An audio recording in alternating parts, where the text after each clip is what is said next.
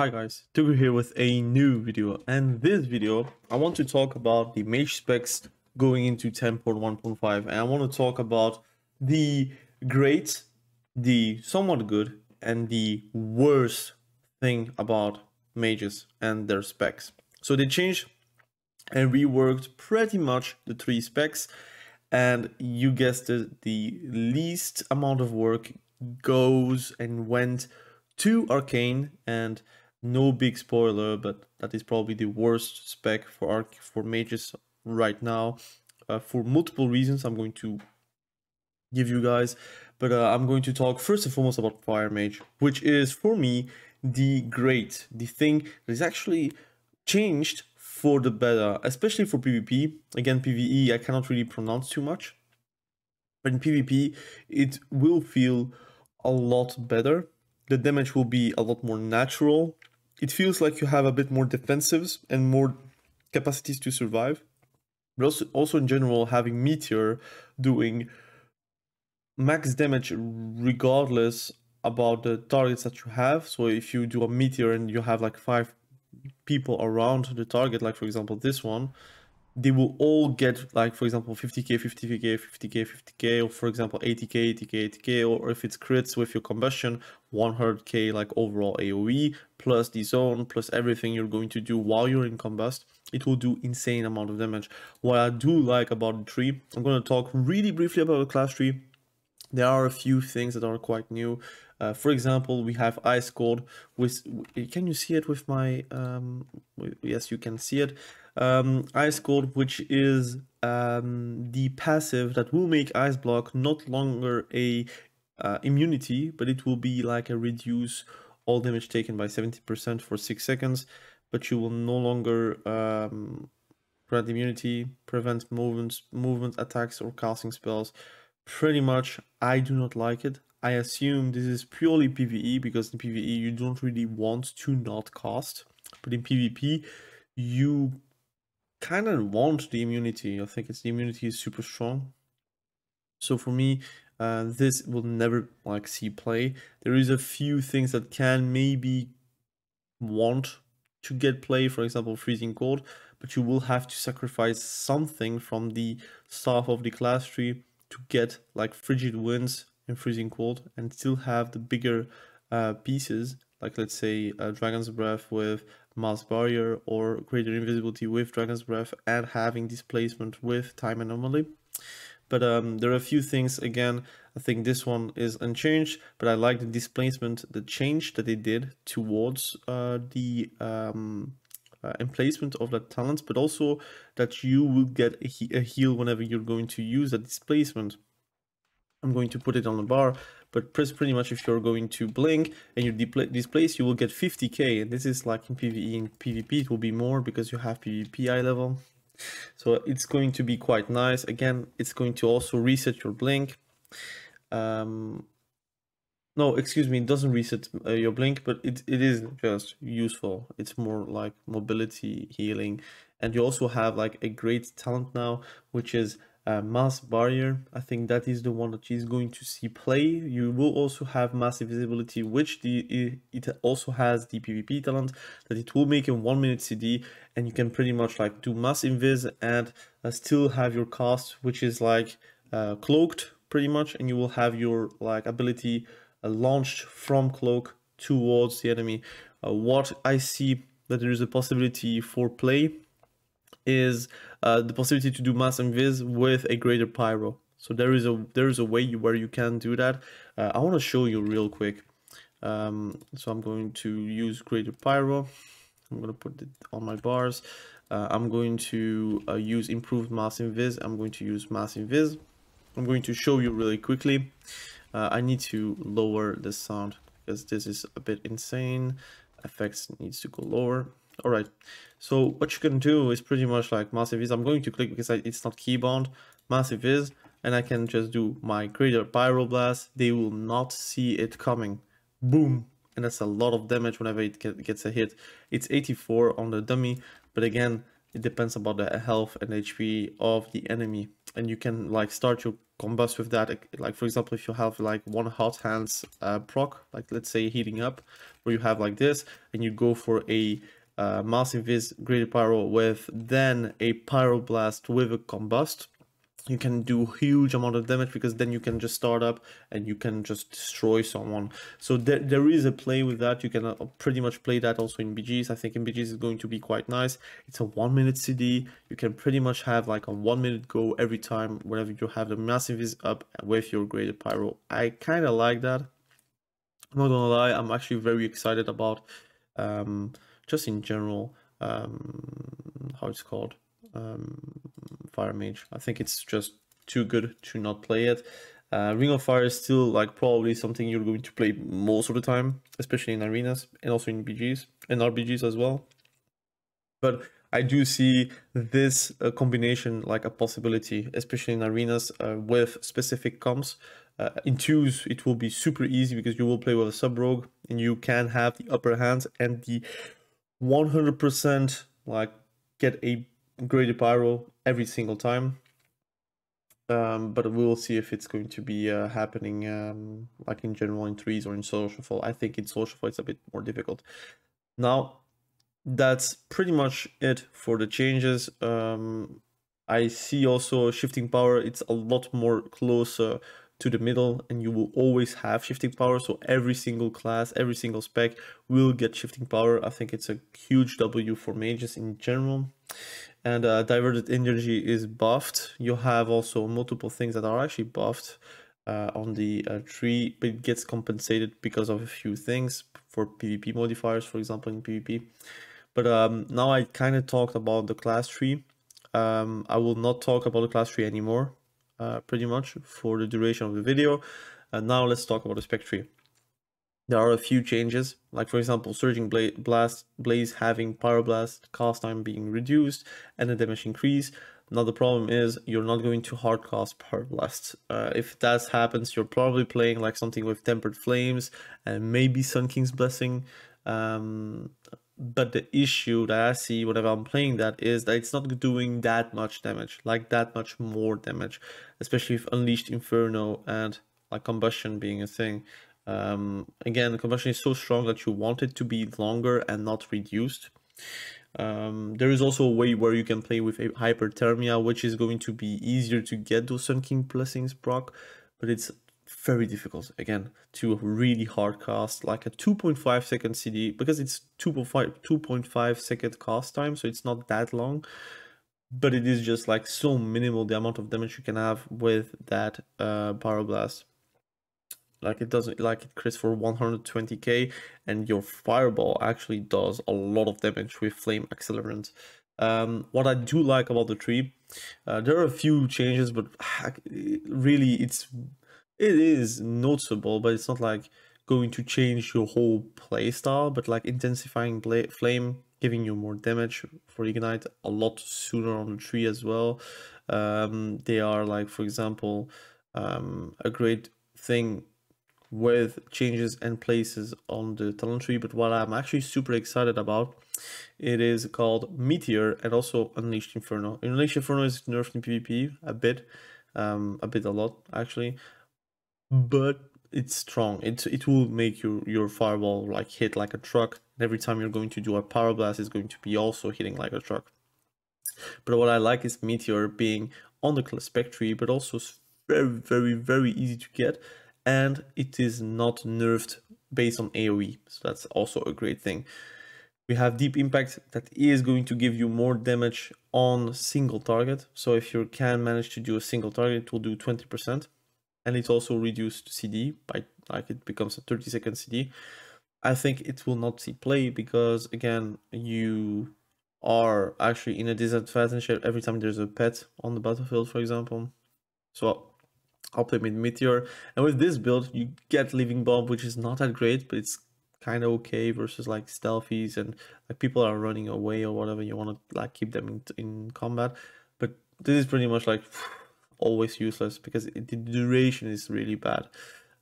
What I do like is Firefall actually doing some good damage, because with combination with Meteor, actually the changes from Meteor applies to Firefall as well, and the damage is actually quite nice as well. But again, you will have to cast a lot of Fireballs and Power Blasts, which is not really that hard whenever you're in Combust, and you have like the, let's say, a weak aura. You can really prepare for that Meteor, and you can do even double Meteor, and you are going to obliterate someone, for example. But you have this build, but you can pretty much also play something like this. So you're going to remove everything from the right side of the tree, and you can basically put those points into Fevered Incantation, 2 points into Controlled Destruction, and then 1 point into Hyperthermia. And that will make you play like it played before the patch, but with more damage. And again, it doesn't really change too much, but what I do like is playing with a Meteor build. You can also go like an all-in full middle build, which is basically giving you more damage around your Ignite with Inflame, but you can also play something like, for example, a bit of RNG. Whenever you're casting Power Blast, it can reset your hot streak, so you can spam Power Blast. But then again, it works like Hyperthermia, but in my opinion, a bit worse, because it's 8%. You can also play around Ignite damage outside of Combustion, and Fire Blast spreading Ignite. I think that is going to be quite strong in RBGs or in BGs in general. In 3s, maybe in versus Cleaves, but not every time you want to actually spread Ignite. But it's giving you an option to not opt in for that option, which again, in turn, is going to feel very nice to play around. And this is pretty much my build, what I prefer to play. So that's the great thing. The damage is very high. I want to show you really quickly the damage, and then we are going to jump into Frost. Again, my eye level is 440, so it's not like super supreme, but it is something. So again, you want to build up your fireballs damage, and then you're going to combust with Power Blast, and you're going to just do your rotation, right? And that's pretty much your rotation. You can put a Meteor whenever you want, and you will do some giga damage. And you see, again, my Power Blast doing 84k crits. Again, I'm not really well geared. I don't have enchants. My Fireball doing 100ks pretty reliably as well. Fire Blast doing 50ks. Meteor doing 75k normal hit. Phoenix Flames without 2-set, without 4-set, doing 38ks. So you're doing pretty fine. Your Ignite ticking for 24k. And again, my whole shtick is not like really performing. Like, I'm not really min-maxing as well.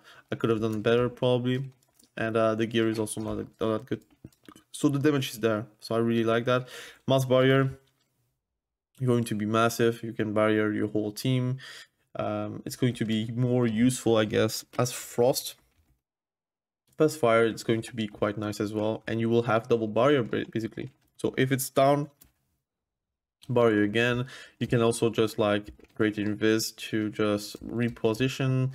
And overall, you have lost nothing and you have gained everything. That's my opinion with Fire. Now let's talk about Frost, which is the good. I think it's quite good how they changed Frost. I'm not going to say that I'm very surprised, because I did read a lot of the patch notes, and I'm going to say that the build around Frostbolt, you really do not want to play around Frostbolt. This is the build around Frostbolt. What you want to play is still around Ring of Frost. I do play with Concentrated Coolness, but you can play with Stormdrift, with Ice Wall. You can even play with Icy Feet. You can even play with Improved Mass Invisibility, which will be very strong with Glacial Spike. Again, you cannot really interrupt you if they don't see you. And if you manage to make space between the melees and you move a bit, they will not be able to just like AoE you down, right? So again, you can start the match pretty well with that. So that would be my build, and I would play with Mass Invisibility, but I do understand that Mass Barrier is very strong, so I do play with that. I really like that as well. Let's talk about the build. So basically what you want is really lose everything from Frostbolt, and you're going to put those points into Glacial Spike. That is what you want to play. And you don't really want to play Slick Ice as well. If you can play something else, you can and you will. I tested a lot around Snowstorm. I did like Snowstorm. What I do is I play 1 point into Wintertide and I play 2 points in Snowstorm, and Cone of Cold is going to hit like a truck. Now, it's a lot better in BGs and RBGs than in 3s or in 2s because you don't have the stacking power for Blizzard. So I can understand why you would not play around that. So if you want to play just something interesting but still not like gimmicky, you can play around that. That is the build that I play most of the time. And you cast Frostbolt basically for the slow and for the build up, for Brain Freeze, or for anything else, but you're not going to do damage with Frostbolt. Frostbolt is not doing any damage with this build. I tested a build with Frostbolt. It is miserable. Do not do that. But yeah, in general, you're going to have a great time playing this spec. So I'm going to show you a few changes. Now your Icy Veins will call a elemental, water elemental, that will do more damage as well. And it's going to increase the frost damage you deal by 3% up to 15% whenever they're using their abilities. So it's going to be a net positive damage-wise whenever you're going to do Icy Veins. You will have to probably create macros for the abilities from the elemental, but it's going to be like the good old days where you're going to do some pretty nice things around it. Glacial Spike is still going to be very strong. Cryopathy is the new stacking thing. Whenever you're going to consume a Fingers of Frost, you're going to do more damage with your Ray of Frost. And once you have 10 stacks and you're doing a Ray of Frost, it's basically someone is going to die or they have to interrupt you. That's pretty much how it works. Your Thermal Void, very strong as well. Chain Reaction, increasing the damage of ice in Icelands, still very strong. If you can do a Cone of Cold whenever you're stacking, that's always nice, but it's not like something mandatory. It's just extra. Overall, I think it's a huge win for Frost mages, but I think the rework kind of makes it, because they did nerf Frostbolt multiple times. It makes that it is very hard to play anything else than this build. So this is pretty much the cookie cutter build. You don't really have other builds. Maybe for RBGs you play something else, but in like 3s you're going to play this build most of the time. So what you want to do is pretty much for Frostbolt, get some brain freeze going on and try to do damage with it, right? And once you're ready to do damage, you can do Icy Veins into this, into Glacial Spike, and pretty much you have like a lot of damage and they cannot stop it, right? And like I'm not doing so well as well. I could do a lot better, but I'm going to show you the damage from my Real Frost. Once I have like a Brain Freeze. Okay, I have Brain Freeze, Real Frost, boom, 120k, 120k, 120k. I mean, mind you, I casted one time Real Frost. This is on a PvP dummy. I'm only 440 eye level. I did one cast of Real Frost. It did 625k, which is basically full health. Someone is just deleted from it. So if they don't use a DR or they don't stop you, you're going to delete someone, because your water elemental is going to buff you. Your damage from from again flurry and brain freezes and the how it's called, winter chill, is going to make your crit, all the things around Real Frost. And in general, the more you're going to cast Real Frost, the longer the duration, the longer the more damage it will deal. So each time Real Frost deals damage, its damage and snare is increased by 10%. It's going to be insane, and it's going to be very strong. I think it's going to be nerfed. I think people are sleeping on Frost. I think Frost is going to be very, very strong. Now, why am I saying that it's good and not great? It is because the rework is not going to give you anything gameplay-wise that is going to be different from 10.1, except the Ray of Frost part. I do love the fact that you have, like, again, I'm going to show you the mass invis that is going to basically give you, I mean, it's going to give you a free, glacial spike. So if I'm going to do flurry and then I'm going to mass invis, glacial spike, nobody's going to stop me, right? And someone is going to die. Now I don't know why it took me out. I think maybe glacial spike doesn't work with that. Maybe, I don't know. But I mean, real frost, whatever. It's like, this is not stacked, right? The damage is really insane. And yeah, I mean, it's all good. I think it's going to be quite interesting how it plays out. In general, if it doesn't work, the mass invis with glacial spike, which it could be, because it is kind of a channel. It's not really a channel, but like something is interrupting for some reason. You can play mass barrier and it's still going to be very, very useful for your team, but also for yourself. So I do like it. Now let's talk about the ugly, which is ARcane, the most useless rework of the talent tree. I think it didn't remove anything and it didn't add anything, and it didn't make you any stronger. It didn't make you any weaker. I really think it is making the tree a bit more contrived. I think you kind of lose mass invis because it was a PvP talent. Now you have to have a PvP talent to reduce it, and you have to spend a PvP like a talent to have it. So basically you're going to be stripped of a talent because of that. I think greater invis also a thing that you had baseline pretty much. Now you have to spend that point, so it's a bit like worse, that's for sure. In general, I am not enjoying ARcane Mage too much. They have loads of buttons. I think any new player will have struggles with ARcane Mage. You have a lot of PvP modifiers that still exist around the Arcane Bombardment and Arcane Harmony. So yeah, I mean, it's really not different. I think my huge problem is like the Venruki video. You have so many buttons to press and so many things to think. That is like, again, why are you playing Fire Mage or Frost Mage? It is very squishy. You all have only one school. Yes, you have Ring of Fire. Yes, you have your Frost Nova, but this is just not enough. And yes, you have some insane damage, and you can have insane damage like at all times, right?